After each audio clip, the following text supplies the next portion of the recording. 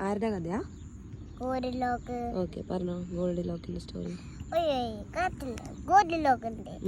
ഗോൾഡിലോക്ക് വീട് കണ്ടു. ഒരു സ്ഥലത്ത് എത്തി. എന്നിട്ട് ഒരു ടേബിളിൽ ഒരു ഫുഡ് കഴിച്ചു. ഹോട്ട പിന്നെ എന്നിട്ട് ഒരു ഫുഡ് കഴിച്ചു. ഒരു ഫുഡ് തണുപ്പ, ഒരു ഫുഡ് ചൂടായി. കഴിച്ചു. എന്നിട്ട് ഒരു സാറ് കണ്ടു. കസായ കുഞ്ഞിക്കസ ഇന്നൊപ്പം പൊട്ടിപ്പോയി. എന്നിട്ട് ബിഗ് കസായ ഇന്നും പൊട്ടിപ്പോയില്ല. എന്നിട്ട് കേക്ക് കണ്ടു.